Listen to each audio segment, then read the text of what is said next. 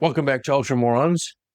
I'm your host, as usual, Lane, joined with Connor, back again. And this episode, we're going to go back in time a little bit, all the way back to Isstvan 5. We kind of missed a couple things from Isstvan 5 that happened afterwards. So we're not really technically chronological here, but close enough. Before Isstvan 5 ever happened, Vulkan and Curze had some history. And it is happened on a planet called Kharataan, which was called 1546. Basically 1446, 14th expedition, 46 compliant world. Right. And the salamanders were preparing to take it with explicit orders to minimize civilian deaths. And Numion, a picture of Numion here. This is kind of what he looks like. There's a black and white one. The one with color? No. But he looks cool. He has a dragon helmet with this spear. Mm-hmm. That is not a custodian spear. That is just a spear that kind of looks like one. Okay. I was thinking, like, isn't it custodian spear? Like, no, it's just, he also gets a spear with a gun on it. It's, Yeah. I don't know. We talked about this like off camera. Like, who were we talking about that just wields a. Yeah. So, and I'm so annoyed I missed it. When we were talking about Betrayer and Argoltal and all that, Argoltal has a custodian spear because forever ago we talked to the custodians that were watching the word bearers, make sure they weren't doing anything funny. On Isstvan 5, a little later on, word bearers bring them there to trick them and kill them. And then Argoltal takes one of their spears. But the thing is, custodian spears are bioencoded. They're specifically encoded the DNA of the person using it so nobody else can use it. And the book basically just says, figures it out though, turns it off. Which is like, whatever, it doesn't really matter. I'm sure, I don't know, Fabius Vile or somebody used magic to do it. Yeah, I don't really care. And I'm sure there probably is a book that explains how he did it. Yeah. But yes, he has it, but unfortunately didn't help Argoltal too much when Erebus killed him. Yeah. It's so funny to me that it's like, and he just has one. Yes, he has one. Yeah. And but those are crazy. It's like, how did word bearers kill 5 custodians? Like, that seems so, like, whatever. You're right. Yeah. It doesn't really make sense. But yes. So no, that is not a guardian sphere. It is a different kind of thing. So Numion is a captain, a first captain. I think he is first captain, first company. So very important. And while the Salamanders are taking over this city of Kharataan, of world Kharataan, really creative naming there, he is watching with 3 of his brothers in the Pyre Guard, Nementor, Leodrak, and they're kind of a squad. And do I have any pictures of those guys? Here is... Oh, no, I guess I don't. Oh, well. That's probably because I couldn't find any pictures of them. But they're all Pyre Guard, which are like, think of like Mortal right? Okay. Kind of an elite group of guys. Yeah. So 15 hours of bombardment have battered these walls, and the city is still sitting there, hanging in there. We got to bring in the Iron Warriors for this one. Mm-hmm. So while the army is waiting to move in, Vulkan is sitting there getting a branding ritual done, which are fresh oath marks burned into his skin. Well, he has a bunch of other ones. It's basically what they do. It's the whole Salamander's fire thing. You brand yourself. So a lot of times you'll see, I guess not really these other pictures, but Space Marines have these little ribbons on them. Mm-hmm. There's a little wax seal with a little piece of paper on it. Especially in Space Marine 2, you see a lot of it. Yeah. They're basically oath marks or oath seals or prayers or just anything. They don't do that on the armor. They do it on the skin. You brand it into the skin. It's crazy. Okay. So I guess I'm curious about that because I know like Space Marine 2, like I think at the beginning it gets like changed or something for Titus. Does that? I'm guessing that does not happen with the Salamanders. They just like continue on. I don't know if modern Salamanders still do it. I'm gonna guess not because they wear the new ones, the wax seals. So I'm gonna guess they don't brand each other anymore. Yeah, because Titus have any of those oaths on him? He does at like the beginning of the game. He gets like a new one or something like that. I think he gets a new one because it's because of all the guys who die in the Death Watch in the beginning. I think it's supposed to be an oath of moment for that. Yeah. So they can really mean anything. Usually back in like 30K times, they were more for like moments and things, but nowadays it can be for anything. It can just be like a reminder, So that's why you see so many of them nowadays, or like little prayers. Okay. So anyways, Vulkan is getting branded with one, as he does. And he is talking to a Remembrancer named Serif. And she's been talking to him for about 21 minutes. And the problem is, she has to wear this rebreather because the air is so hot that it's just like, it's hard to breathe. Mm-hmm. And she asks him, what would you be if you weren't a warrior? And he says, a farmer, I think. Which is funny because Gilman said the same thing. Yeah. I think all these guys want to be farmers. And she keeps asking him and asks what he sees when he looks into his eyes because he has these red eyes. And he says, before she passes out and he catches her, he says, fire. So all I see in my eyes is fire. He's passes out because he is too much. Basically, everybody tries to interview him. It's just too hot for them to handle. She's lasted the longest at 21 minutes, but then she passes out too. You think maybe you could turn the AC or something? No, you can't. So is that just being around him, or is that because he's being actively like? I think it's the brands and just players can handle heat, so they probably don't realize how hot it actually is. It can be like 150 degrees, and for them they're just like it's warm, but it's not bad. Where she's in there sweating, just so I have one more question. I think wearing a mask is just so hot. Yeah, everybody heat stroke. Right. So Vulkan eventually tells Commander Arbeck, he says, just breach the wall and push the tanks right through the city. And because Arbeck says minimal casualties isn't going to work. Like, if we're really going to break this wall, we're going to have to kill some people. Mm-hmm. And when the breach opens up, there's no resistance at all. Nobody's shooting at them. No guards at the gates. And Vulkan and Pyre go in expecting a trap, and they find something even worse. They find out these bunkers were burned out from the inside. And they see the soldiers gutted, officials on spikes, and civilians hanged in the streets in graffiti on the walls in Nostraman. He realizes Curze got there first. Mm-hmm. And Vulkan confronts him. He says, "Why? We said no civilian casualties, and you went in here and you did literally the worst thing you could possibly do." Well, most things are worse. They always do this. And Curze says, "Yeah, I did. What about it?" He says, "It's a mercy." He's doing the Batman thing. If I scared everybody else enough, then when you guys get in, there'll be no resistance and you minimize casualties. And he is, I've broken this world for you, brother. By culling the city, you're now putting to the torch. I felt this a wealth of blood. His whole thing is like, you kill one to save a million, right? Mm-hmm. And Vulkan says, terror is your gift. There were women and children, Curze, innocents. Curze says, no one is innocent. And Curze walks off. And Sarah, eventually she comes back and she tries to resume her interview. And he yells at her. And she basically just runs away, down a ridge in tears. And Vulkan's just sitting because he's mad. Because salamanders, a lot of people like salamanders because salamanders really don't like killing people, humans especially. They'll kill aliens, but they really always want to minimize casualties. They are one of the best, most ethical space marines. I would say they're ethical. They still do bad things too, but they don't like to. If you can save people, you should save people. Even if it could kill you, you should save people. And there's a short series on YouTube called, I can't remember what it's called, but it's Salamander's Sisters of Battle fighting Necron.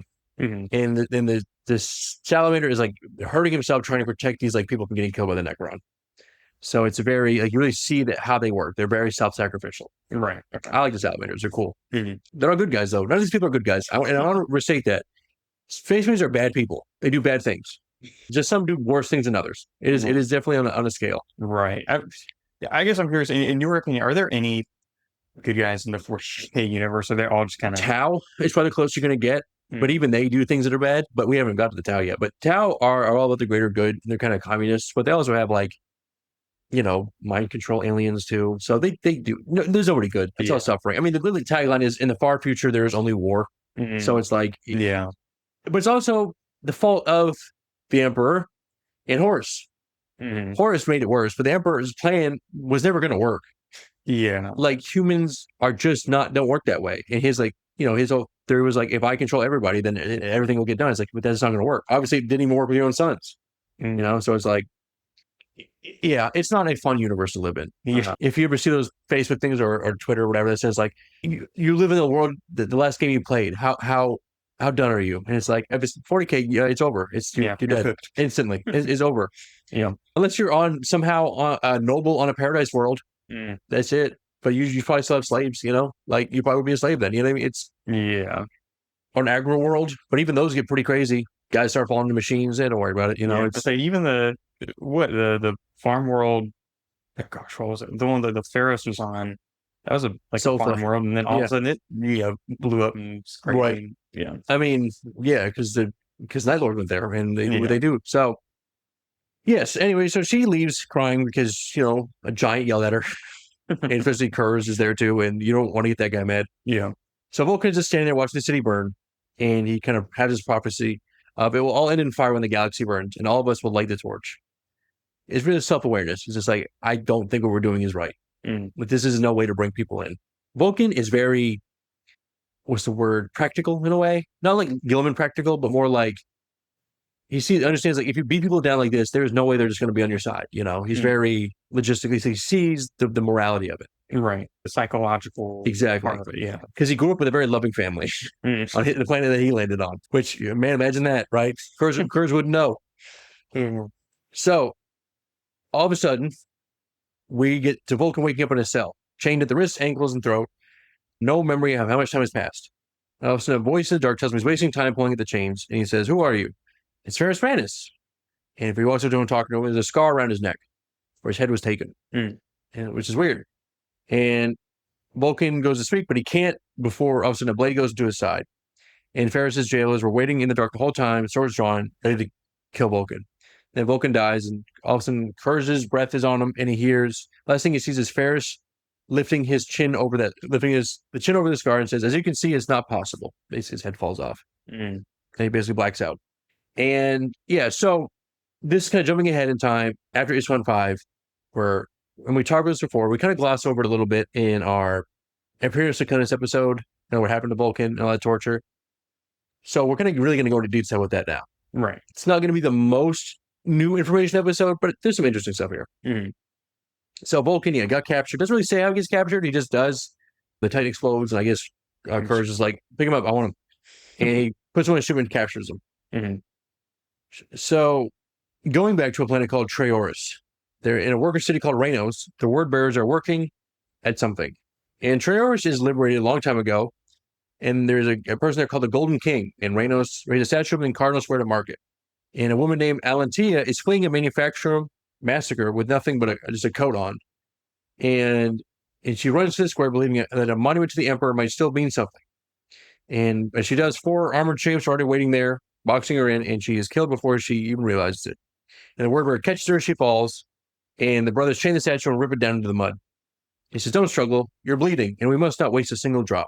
This guy's Elias, who is a word bearer dark apostle. And a dark apostle is a priest, basically, a chaos priest. Okay. And he starts using the blood of all these people to create a ritual across all 8 Reynos districts. 8 sacrifices for 8 points on a desecrated temple far below the city. And because it's a chaos all in 8s, 8-fold, 8 path, 8 this. Horn is also of the 8 as well. His number is 8, so does it give more power? I don't know.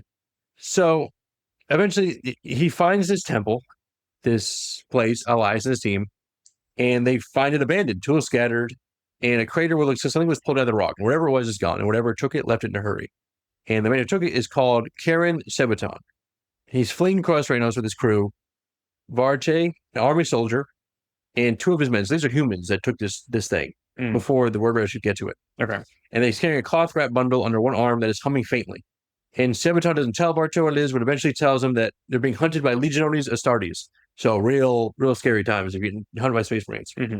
So Narek, we talked about Narek a little bit, and we talked about him in the Imperial Secundus episode. He's not dead. I know he said he was dead. My fault. I thought he died. He doesn't die. Yeah, and he's the word bearer, right? That kind of showed up. Yes, he's a word bearer that snuck in. Yeah. So Narek is here. This is before Imperial Secundus, way before it. Who also was a former Raven Guard scout. Narek has a hunts. No, goodness, let me collect myself here. Narek, who is Elias' huntsman, is a former Raven Guard scout who lost his leg in Isstvan 5 doing sabotage work for ward bearers before the betrayal was even public. So he was disguised as a Raven Guard and basically lost a leg in the process. So he's a little robot leg now. Okay. That is Narek. Yeah. And he's picking off Varte's men one at a time with a sniper rifle, just picking them off as they're running because, you're not getting away from Space Marines.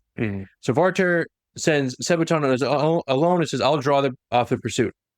And Sebaton is running and loses the artifact down a stairwell in a warehouse chase and gets cornered by a ward bearer.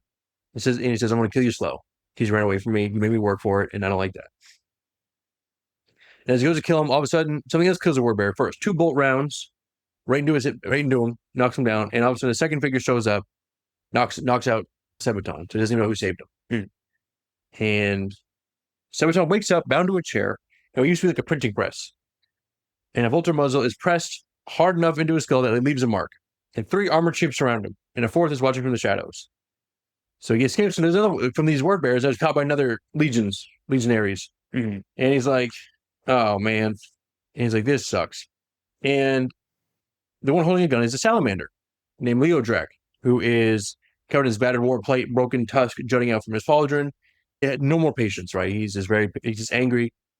He's like, you're very valuable. We need to tell me information.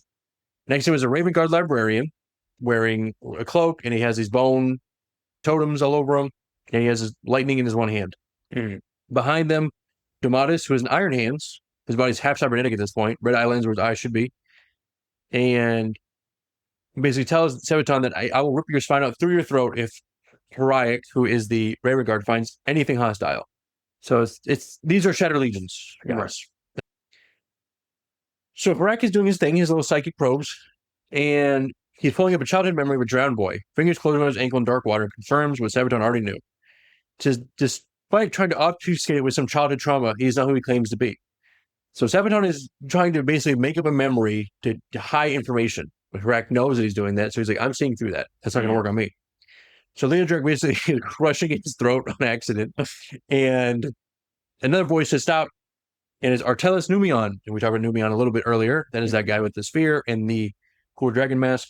And it is a captain, and he's a scar under one eye, and he sends Leodric out before he kills him, basically. He's like, your temper's too high right now, you gotta step out. You're going crazy. And he crutches Sebaton, and he introduces himself, and he says, my name is Artellus Numion, and I lead this group. I will kill you in the next 4 seconds unless you give me a reason not to. So this person that I think you already know who Sebaton is at this point. Maybe you don't. He basically introduced himself. He says, my name is not Karen Sebaton, it is John Grammaticus. Okay. Yep. Hey, where are we going with this? Yes. He says, the sphere I have found is not a sphere as such. It is Fulgurite, a fork of lightning crystallized in rock. So Grammaticus is hunting on this Fulgurite, and you remember what he does with this Fulgurite later on. Yes. So, yes, a little prequel here, information about all this happens. I'm assuming that's what they were carrying away. In the bag was that Fulgurite, because because the Cabal sent him to go get the Fulgurite, go kill this thing. But we'll get into all the detail here. Right. So that's what I'm saying. This episode a lot of stuff is like we already know what happens, but it's just kind of filling in some detail. Yeah, that I think is valuable. Yeah, filling in the gaps. Good. Especially because later on when we go back to those characters, because they come back later, some of them, you kind of want to know where they came from. Right. So Narek and Dagon watch these word bears walk into a trap. Cultists have tripped a wire, frag belt, and charges, just basically blow them up. And a pair of auto turrets, these tarantula sentry guns, are cutting down all these guys and is killing these word bears. They're getting caught in these traps. And he reports to Elias over this warp flask. So it's like a warp flask is a flask of warp energy that you can use for a lot of things. Basically, whatever you want. You can use it for like communication mostly. Like a long time ago, we talked about Kabanda.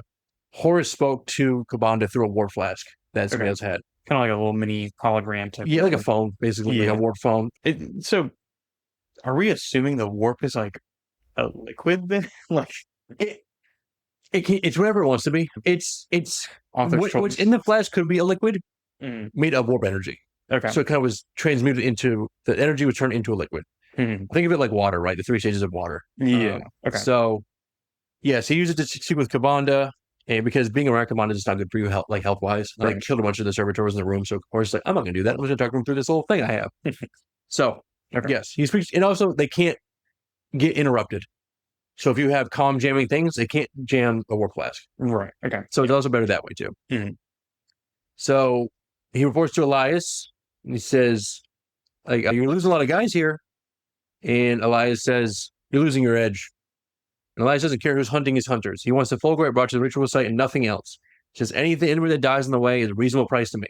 Because, the Fulgurite is very powerful. And Narek decides to disobey the order, at least for a while. He says, I owe my dead brother something, and he wants to see the face whoever set the trap. Basically, it's up to the Shattered Legion to set up these traps. Right. And back at the printer shop, Grammaticus was talking to Numion. He says, I need that spear. And Numion isn't interested in all that stuff. He says, I don't care about no spear. He says, because what I'm doing concerns your Primarch Vulkan. And Numion goes, oh, wait a minute. Hold on now. Now you've got my attention. Yeah. And Numion asks if he believes Vulkan is dead, and Grammaticus doesn't answer. He answers it differently. He says, he lives, Numion. Vulkan lives. He said, dang, title drop. And I'm going to be honest with you, you're going to hear that phrase so many times, it starts to become real annoying. I didn't realize it was as bad as it is. Almost every other character is like, Vulkan lives, Vulkan lives. I hope there's a quote in your notes for every single time they say that in the script. I might have to, I'll do a little note here Vulkan lives counter. Yeah, shot for every time. So he says Vulkan lives, and you would be dead. You will dead and not come back before the end of this one. So yeah, so Newman demands proof. He's like, because this is Aspiration 5. Vulkan got snatched up, and they assume he's dead. Mm-hmm. He says, I don't have any. You just got to believe me. And he doesn't even know why Fulgurite is even tied to Vulkan in anyways, but that it is. Mm-hmm. I was told that it was. So then why, if they don't know about kind of why the Fulgurite is important, why are they hunting down John Grammaticus? Get it. Because the Shattered Legions, I guess. They captured him because he seemed important. And like, why was he? Okay, so they don't know why. Yeah, he's in this city. Running away from word bearers was something important, right? And they're like, "Why were you doing that? Yeah, what are you doing here?" Basically, this place is like full of word bearers, and it was all this stuff. So the Richards is interrogating him. Yeah, okay, because I know at least the word bearers seem like they know. Yes, at least that the Fulgurite's important, and kind of that's what they're looking for. But okay, the Shadow Legions do not know. They're just like, "Oh, you're important." Yes, you're getting chased for some reason or another. It must be important. Mm-hmm. Okay. And even John Grammaticus only knows that the Cabal told him to go get the Fulgurite. He doesn't even know yet, like, what this is for. Right. Like, okay. What does it actually do? Mm-hmm. So there's about 26 legionaries that are part of the Shattered Legion right now. And they survived and are here. And everybody in the cell, Numion is the only one who still believes that his Primarch survived. The other salamanders are like, there's no way Vulkan's dead. Mm-hmm. And Numion says, I have never felt this before, this doubt that I feel now. And Numion decides that Grammaticus doesn't get killed, but he also doesn't get any answers either. But we're going to use you as our, like, information machine. Yeah. And so he's not a prisoner at all then. He's bait. And Numion says, yeah, maybe. Perhaps. Maybe. Maybe. I mean, they don't know that Grammaticus can't die, so whatever. Yeah.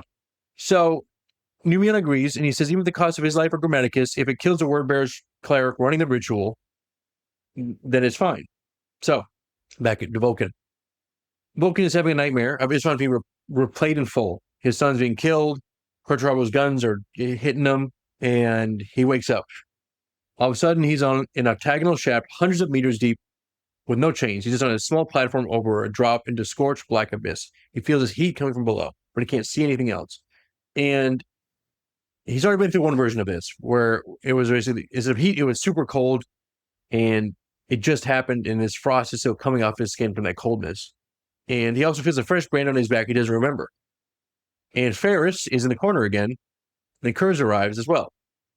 And Curze tells Vulkan, he's like, we killed you, cut you down like swine. I swear the surprise on your face was priceless. And Vulkan doesn't believe all of his guys are dead. He says, some of them have to still be alive. Mm-hmm. And Curze kind of kneels at him with everybody. He makes a bunch of names. He says Gilman, Dorn, Russ, the Lion, Corax, Sanguinius, the Khan. Each of them, all dead. Or taken care of, or what are they going to do? I mean, Gilman was a war accountant. He fought battles in Abacus. Like, come on. Says you were simply not that important. You are alone. Nobody's coming to save you. Mm-hmm. I think it is interesting that they call out the Khan in that, even though, at least from what I understand at the time, nobody really knew. Yeah, they stood, but yeah, nobody knew that what side the Khan was on yet. But it was either way. Yeah, nobody it doesn't. He's going to get taken care of. Yeah, right. And then he goes back to Kharataan and says, tell me, brother, how old do you remember 1546? I believe he called it Kharataan. And Curze knows what happened there, right? He did it, right? So he's kind of just messing with him because he knows, it hurt him to deal with it. And he calls Vulkan calls him a coward. He mistakes terror for strength. And Curze calls Vulkan a hypocrite. You're saying the same gutter I am, and he kneels them with the fact that they both recognize each other's craftsmanship in this very prison. Perpetual was worked down to the rivets, and neither one is backing down.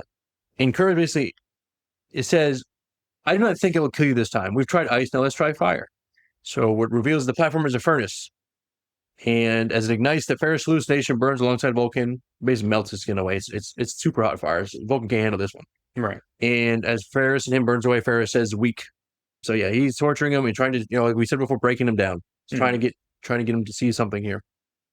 So back to Numion, and Numion is there with his 23 guys, mostly salamanders, 2 Raven Guard, and Domadus and Pergellan. So he only has 2 Raven Guard and 2 Iron Hands. So it's not much left. Yeah. And Domadus, who is of the Iron Hands, is acting as quartermaster. So he's kind of making sure all the weapons and stuff are good. And their ship is called the Fire Ark, is barely holding together. I mean, it is They need to get repairs. It is life supports systems are barely working. The engines barely go. They have no augury system, so like no radars and stuff. Basically, they're blind. And Leo Drag says he wants to stay here and fight, but Numion overrules him and says, remember what we're actually doing here. And Leo Drag says he is dead, Numion. He died on Isstvan 5, just like Ferrus Manus. Vulkan is gone. And Numion says he lives. Vulkan lives. I'm telling you, it is a lot. It's like +1 on the counter. Another one, ding that one. And Leo Drag still has this guy's blood dried on his gauntlet from the day they fled Isstvan. And, it's grief as much as doubt at the same time, And he walks up unconvinced. And Narek and Dagon get their positions with the sniper, waiting for these warbirds to show up. And he killed 3 of them outright.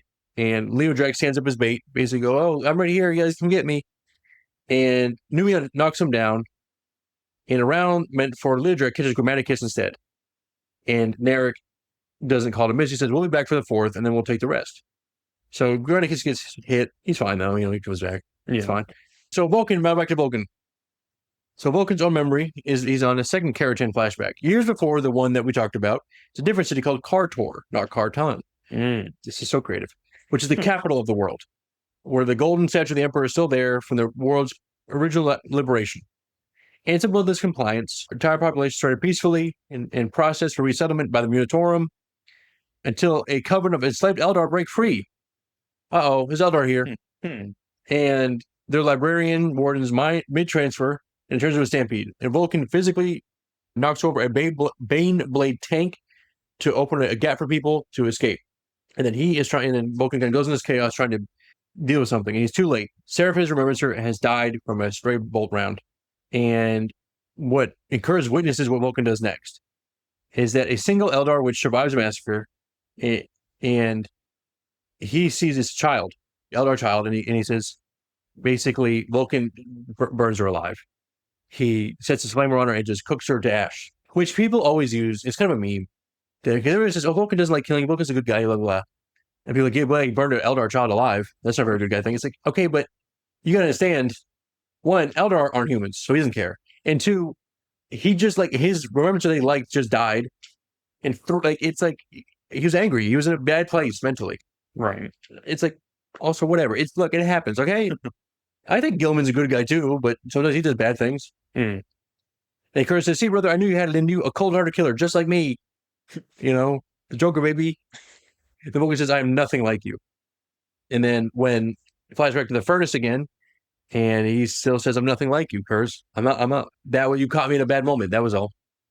So Vulkan awakes again, has a memory into an Eldar dream visitation.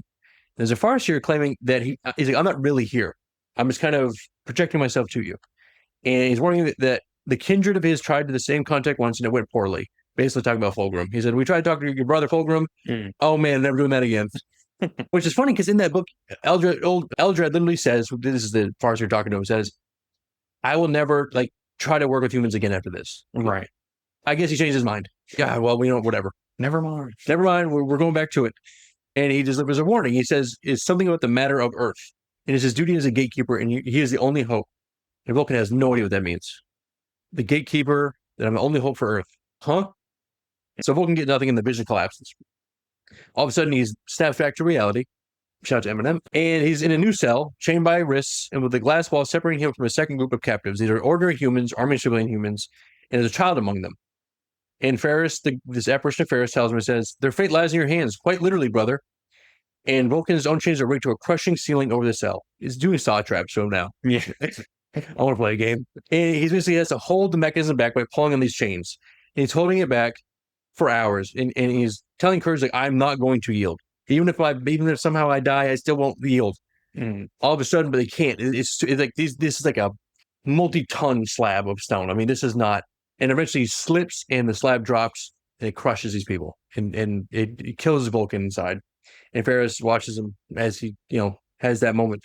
So, going back, before Isstvan 5, this one jumps around a lot. It's a lot of flashbacks. In the last hour before they drop down the planet, Numion finds Vulkan alone in his branding chamber, and he gets something that he's never seen before. Doubt. And Vulkan admits Ferrus' rage at the coming battle worries him more than the battle itself, and reveals that a hammer he forged after Olenor was a gift for Horus, one that rivals his own favorite weapon in craftsmanship and one he never gave him. Vulkan says, Horus was much changed after the brother I knew. I knew there was a canker within Horus that had not been there before, and a shadow upon his soul like a cancer. So Vulkan kept the hammer, Dawnbringer, which you can see in this picture here. Is that hammer. It's a massive hammer, which I've heard before. Yeah. So he kept it, didn't give it to Vulkan, Horus. And Numion reassures that everything is fine. Your cause is just. And they drop down, right? And then flashback again to the cell. Not the Shadow Legion cell, but to Vulkan cell. Yeah. So Curze switches his tactics. He goes from the body to conscience. And Vulkan, he's a starving Vulkan at this point. He's presented with a banquet that he can't reach. And it's surrounded by mutilated human prisoners whose hands have been replaced with forks and knives too long to bring the food to their mouths. And they're deaf and blind, so they can't even hear them beg to feed each other. And among them is Verace, whose Remembrancer Vulkan half recognizes, but he can't remember where. And he watches each one of them starve to death because they can't do anything. They're all messed up. And Curze is sitting beside him watching this as well.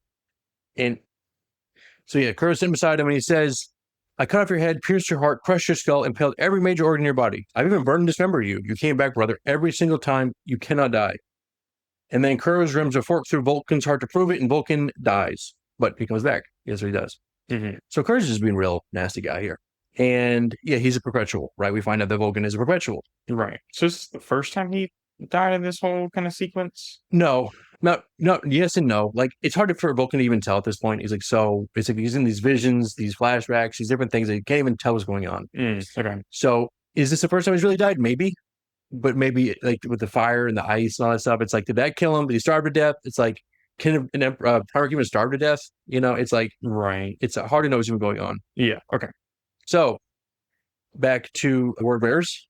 Elias eventually finds the Fulgurite, and he is staging his largest ritual yet at the 8-sided pit beneath Reynos with 8 true believers, each carving the same serpent sigil into their own flesh as a mark of devotion before it begins. The sphere ignites his grip, and the power turns on the people wielding it. 6 of his own disciples die screaming. They get fused in their armor, and it's a whole it's a nasty mess. And Elias' armor is burned to a ruined wreck before he manages to jam the spirit into the stone and get clear. It didn't work. Whatever ritual he's trying didn't work. So humiliated, he orders the remaining Reynos hostages executed outright rather than sacrificed. So that's one of the Word Bearers right now. Back to Grammaticus. He wakes up healed on a cadaver slab, and there's a bowl of his blood next to him, and it starts to ripple. And then the same way it always does when the Cabal handler Slough Da wants to make contact. Except the face isn't Slough Da at all. It is an unnamed Eldar who claims no allegiance to the Cabal. And he confirms the same thing Curze revealed to Vulkan. He also cannot die as such, but you already knew that, didn't you? And the Eldar wants Grammaticus' help saving Vulkan, asking him to put his hand on the blood, warning him because this will hurt. So Grammaticus walks out of the infirmary alive, and numerous people nearly kill him for it because they're like, you shouldn't be alive. What the heck? And they threaten, Kagosi threatens to burn him to ash, and Domado's replacement on the door is ready to kill him. Because this could be war magic, so we don't know what we're dealing with here. Right. So he tells him, he's like, I can't die. Based on perpetual. It's also the same thing that Vulkan is as well. And Heriak basically does his mind probe. He says it's true. He's not lying.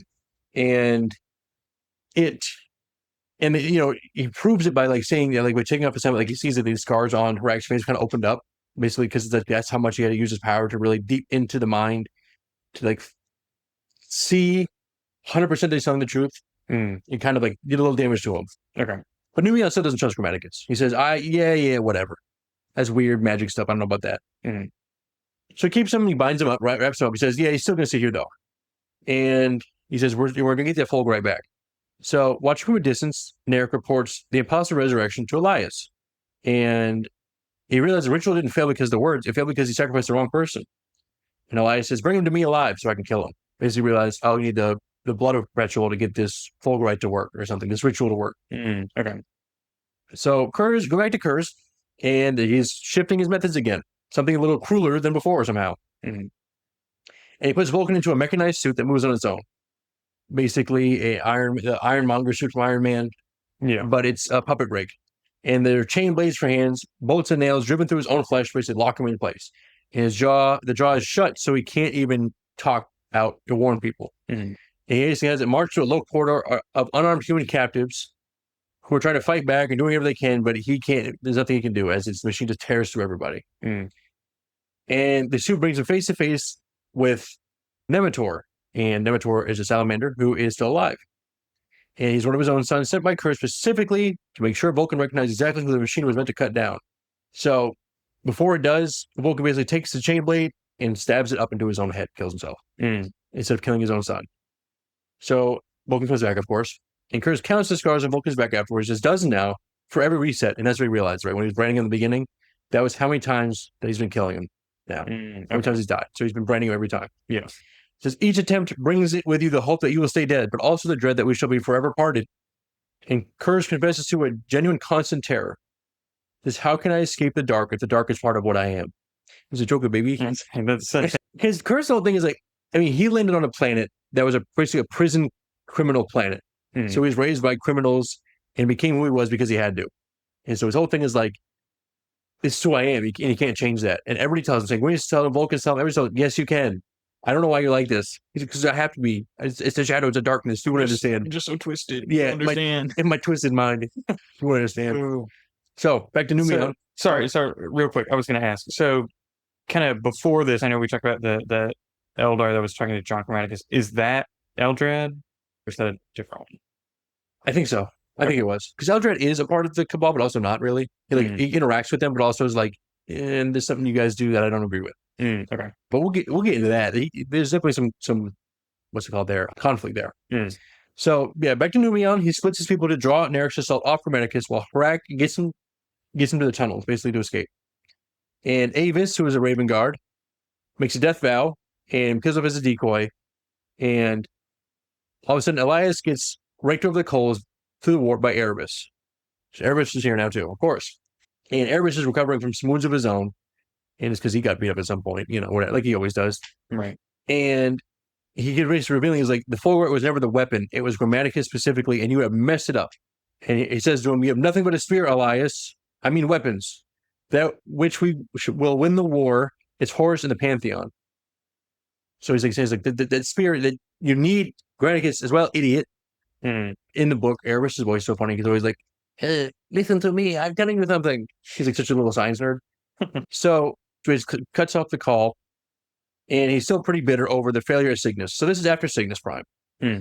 And also, Erebus recovering from wounds. And I don't think we covered in that episode, but Horus was so mad at Erebus for failing to kill Sanguinius or convert him or whatever, that he basically cut off Erebus' face. Just to prove a point. And Erebus took it like a champ, said there, just didn't wink or didn't flinch or nothing. So he started still regrowing his face back on, Okay. Yeah. So, and that's why he's still pretty mad here, because he's like, if I fail again, he's going to cut off something else probably. And all of a sudden, he talks to this thing, is a demon that manifests in smoke with feathered, chattering heads, and asks one question: can it kill him? Well, Erebus asks this thing, can it kill him? And Oracle nods. This thing called an Oracle. This demon, I'm going to basically tell you, feathered with chattering heads, is a greater demon of Tzeentch. They're usually two-headed vultures, is what they usually look like. Big wings, two heads. Yeah, so he's talking to one of those to basically get information, because Tzeentch loves information. So if he's talking to this thing called the Oracle, it's going to be like, yes, absolutely, he could. It would never lie to you. Because demons don't really lie. Well, I mean, some will, but like, they're very straightforward about things, because they have no reason to lie usually, because they're so full of themselves. They're like, I wouldn't lie to get anything out of you because I can just get it myself, type thing. Okay. Yeah. So eventually, back to Vulkan. All of a sudden, Corax appears, and he is leading the Raven Guard through Curze's ship, and the war is called the Kravex. And these guys are so shadow cloaked that they're barely visible right beside him. Like they're like almost one with the shadow. And they're starting to lose some warriors in the ship's sewers, because the ship has sewers. I mean, these ships are so massive. They're basically flying cities. So you got to have a sewer system. And that's what these guys are moving through. And eventually they rescue Vulkan, and they're trying to get him out.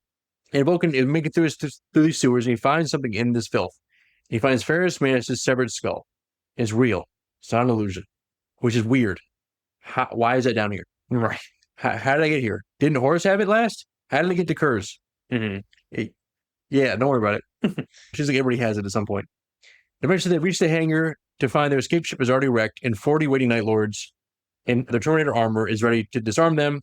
And before Vulkan and Corax can cut through all of them together, Vulkan loses himself to this rage. Not like the Red Thirst, like the what I just said was like more just like the gentle giant type thing. So he taps into it, and he clears out this room. But they escape deeper into the ship to find another way out. But it's a trap the whole way down. Curze is basically guiding them. Curze knows they're here. He's basically guiding them through a different kind of obstacle course. And he forces them into this Nocturnian gladiatorial arena. And they're basically fighting each other naked. Because they're fighting Nemetor and Krabex, held as hostages on the other side. So Vulkan and Corax have to fight their two sons to escape this arena. Okay. And he basically says each believes he must render the other one unconscious or his own hostage dies. So Vulkan gets Corax down. So Vulkan has to fight Corax with Corax's son.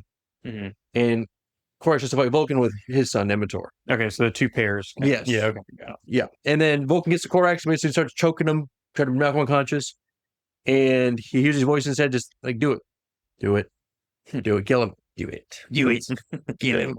But he doesn't. He lets go. He doesn't want them making him do it. So Corax, not knowing what Vulkan is trying to do, he's actually trying to kill me. He picks up this sword and stabs through him. And then Vulkan wakes up back in his cell, still chained and surrounded by a bunch of psychers that Curze slaughters. And they realize, oh, none of this was real. That was also a trick. And you got a bunch of psychers here to basically make the trick seem so real that I thought. So Corax was ever there. The entire rescue of the skull, the arena, all of it was psychic construction. I was like, I feel like Corax was active like that right now. Yeah, he's here. That's so crazy. Yeah. He save the day. No, he is not here. It's like, yeah, but I am though. So back on to Numion. Numion has a memory of Isstvan 5, and not just with the Massacre, because we already know about all that. There's a fight before the Betrayal. Inside the Salamanders line, the World Eaters, Rampagers, about 30 of them, were charging over 100 loyalists without hesitation, and they're tearing into Numion's Fire Guard, staring at Tenarius with a hook chain and nearly taking off Leodrak's head before Vulkan intervenes. And Vulkan's making his way through him with the Dawnbringer, that hammer, right, is smashing through these World Eaters. And Angron says down to him, says, Vulkan, I name you High Rider. High Rider just means like you are the top dog. Now, so a missile strike separates them before the challenge lands. Angron's going to fight Vulkan one-on-one, but the missile blows him away. And this missile strike basically kills a bunch of the fire drakes with them. This is his vulnerable, his special guys.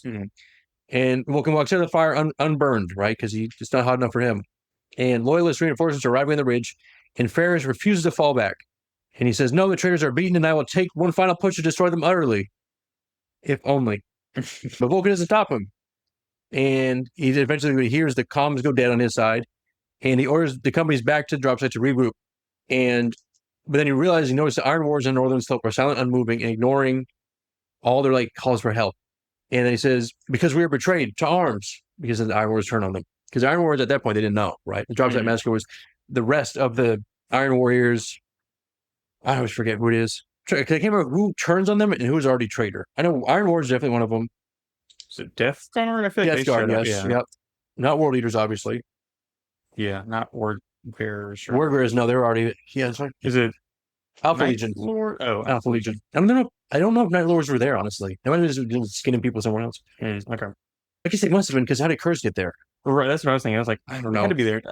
Sometimes writing gets a little weird. And there's definitely one part we're going to get to later on, one of these books, where it's just like, hey, remember this thing that happened? No, it didn't. Actually, we're going back to this. And it's just like, and I looked it up. I was like, is it really how it is? It's like, yes, they never explain why it does that. It's like, wow. Okay. Awesome. Incredible writing, guys. But, so, that's another flashback there. So back down to Numion. He's down to the 13 of the 23 of the Shattered Legion, and they are regrouping in the sewers of Grammaticus. And Harak reveals that some of their fellow survivors didn't come off the escape dropship whole in mind, that the battle trauma broke through them enough entirely to the point of killing their own. And it's how Harak got that scar across his throat. And he mentions that this place called Veralis, which is a world they arrived to too late, where captured colonists were hollowed out and worn like suits by whatever word bearers had unleashed there.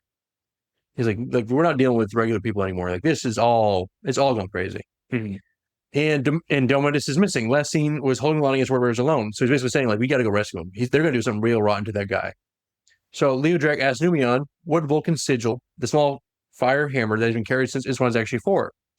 Numion says, I think it's a symbol. When I see it, I believe in our Primarch that he's still alive, because Vulkan lives.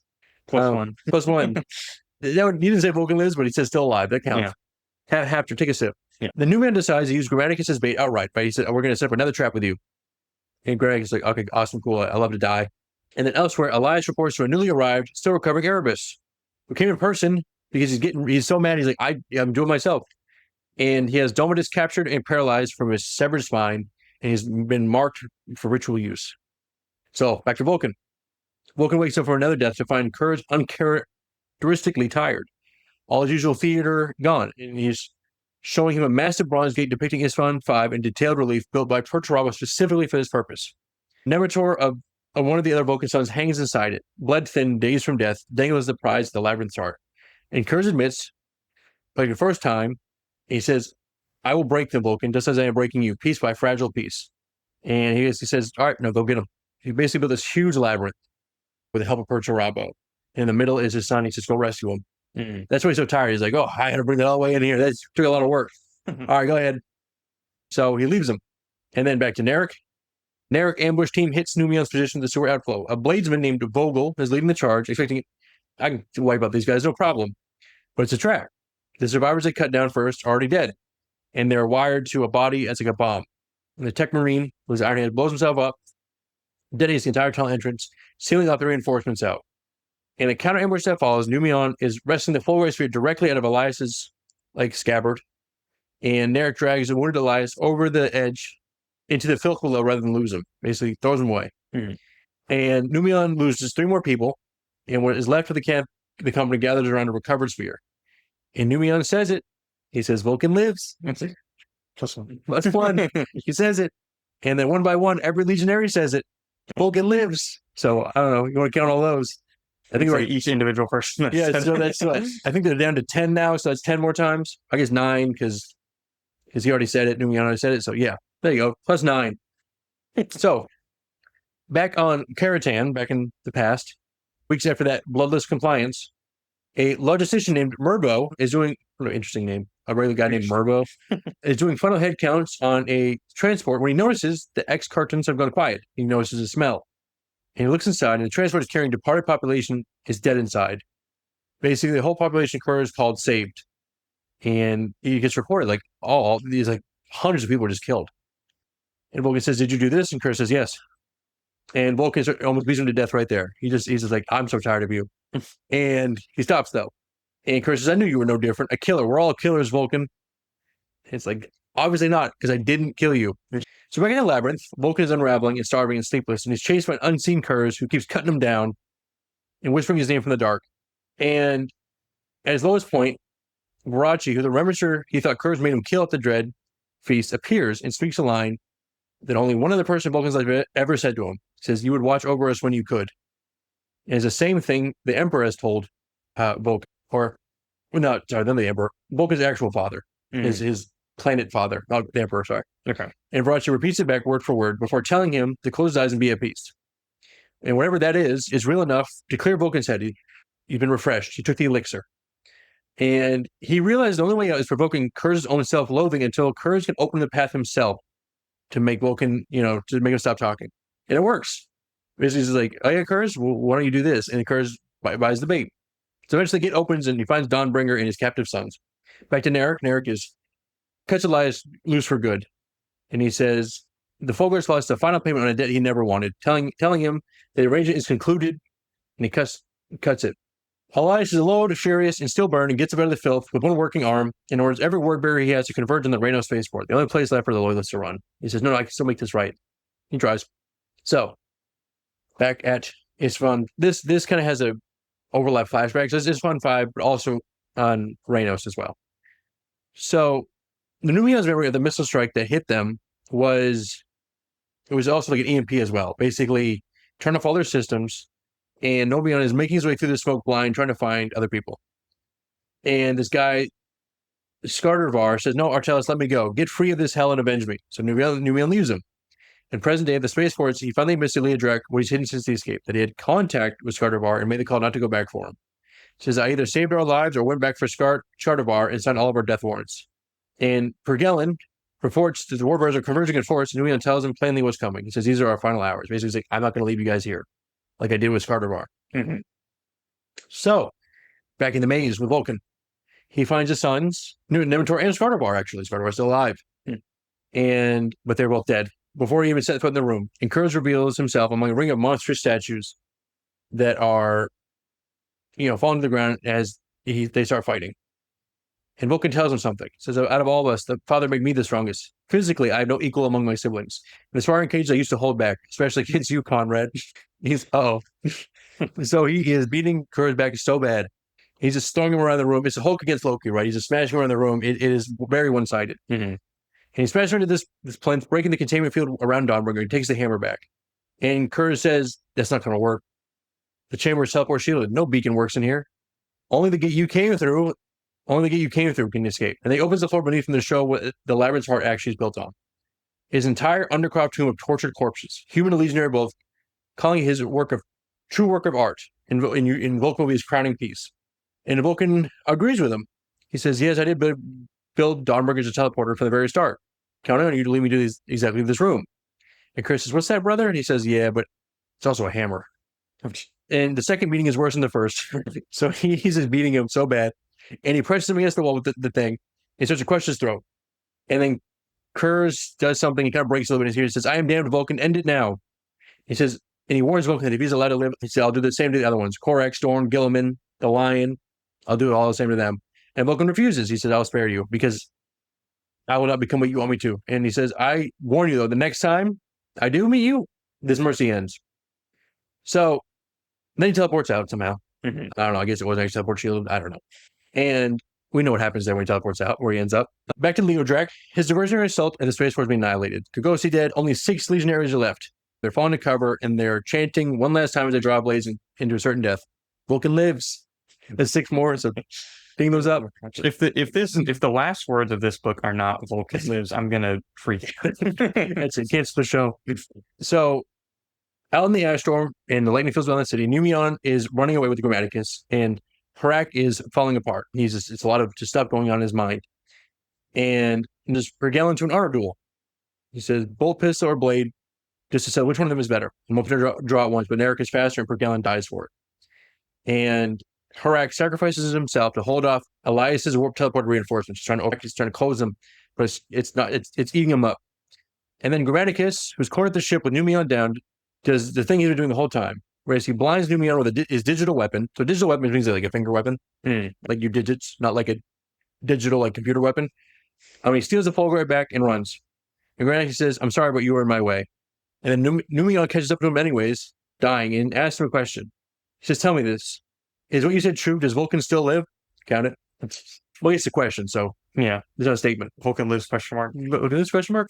I mean, Vulkan lives? Yeah. So, Elias takes the Fulgurite from the fallen Grammaticus at gunpoint, and the Erebus himself arrives, teleported into the beacon, hidden in Vulkan's own sigil. And he slits Elias's throat with the spear. He spent the whole book chasing. Takes the thing, cuts his throat. And he says, this does not win wars. Mere chunks of wood and metal cannot do that. It was never the weapon you were looking for. The Primarchs, the Godborn, are the weapons. And Erebus hands the Fulgurite back to Grammaticus and tells him to finish his actual job. Airborne and clear Troyors, Grammaticus contacts his real handler, the Eldar, named Slauda, and Grammaticus was never trying to save Vulkan. He's been sent to kill him, and once Vulkan is weak enough, cut off from Nocturne is to actually die. So he's been sent to Macragge, Ultramar, where Vulkan has apparently been for some time, and Grammaticus is told, then Vulkan dies. Yes, and yeah, that's kind of where we had with Macragge, right? Grammaticus shows up with this spear he got from Erebus, blah, blah, blah, but that's kind of how he gets the spear. Yeah. Is that a -1? It might be, yeah, actually, it's what you just drank.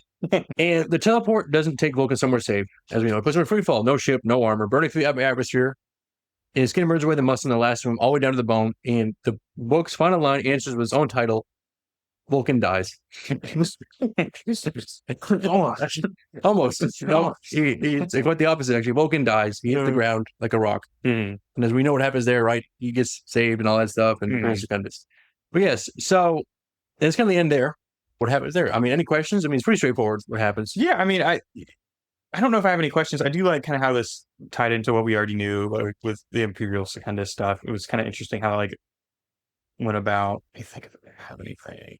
So I guess this is all just telling me like the salamanders do not know, I guess, until now that Vulkan was a perpetual, right? No, nobody even knows that's a thing except for those guys who are with Grammaticus. Because he tells them, I'm a perpetual and so is Vulkan, but they don't even know what that is. Okay. That's not like a thing, really. Gotcha. Okay. So this is like just by and large, just an unheard of thing. Okay. Yeah, it's news to them. Okay. Even news to Vulkan. He didn't know he was one either. Mm-hmm. Grammaticus knows one because he's died like multiple times now. Right. And Grammaticus was made one by the Perpetuals as well. So that's what's weird about it. Is that like, how do you become a Perpetual? Sometimes people give you the power to, or you just are born that way. Like Olivia with Molech. Mm-hmm. I think the Emperor gave her the power to do that because he can do that too. It's weird. Okay. So is Vulkan a Perpetual because the Emperor made him that way? Maybe. Interesting. Okay. Why Vulkan? Who knows? Right. Okay. Like Eldred told him. So then I guess the next thing, because we talked about this, and I know like from the Furiosa kind of stuff, like John Grammaticus kind of puts all his perpetual power into the spear and kills Vulkan. So did he know he was not going to become a perpetual when he did that? I don't think he understood that it would take his energy, like his perpetualness, away from him to do that. I mean, it was mostly just a attempt to do that. But he actually didn't want to kill Vulkan. Right, I know he was trying to like heal him. Eldred basically catches him on the way and tells him, you can actually rejuvenate him with the power of the spear instead, not to kill him. Is that true? Kind of. But the problem is the spear is still in Vulkan's heart, so it's like, well, he's still going to be dead until you take the spear, possibly. So we don't know. But yeah, because then Damon Prytenda shows up and says, yeah, they didn't do anything, you idiot. Right. So, because Eldred, and we'll get into it a little later, but Eldred does not like the Cabal. He thinks their vision of the future, the acuity, is wrong. Because he's saying, that's your version. You want the version where all humanity dies and you guys get to prosper. That's what you want. But I don't think that's actually true. I think you guys lie. So he is kind of against the Cabal in a way. Okay. That's why he wants to talk against actually, like, he's been telling him, like, actually do this instead. Yeah. Now, Eldred isn't the smartest guy alive. He doesn't know everything. But he's also not really that old either. Eldred, technically in his species numbers, he's like a teenager, like a 20-year-old. He's not that old, but he's a Farseer, so they get to know a lot of psychic stuff. Yeah. So, but yeah, we'll see how that goes. Because the next thing we cover after this, I mean, Vulcan-wise, is going to be actually what happens after Imperium Secundus. So it will be kind of new stuff in that way. But yeah. But all right, if that's all, we'll wrap up there. If you like this one, and do the like and all that stuff, and down in the comments, put Vulcan lips. That's how you get put. Or Vulcan dies, like that. Like a commenter did that. One of the videos. I can't remember which one. But yes. So all right. Until next one.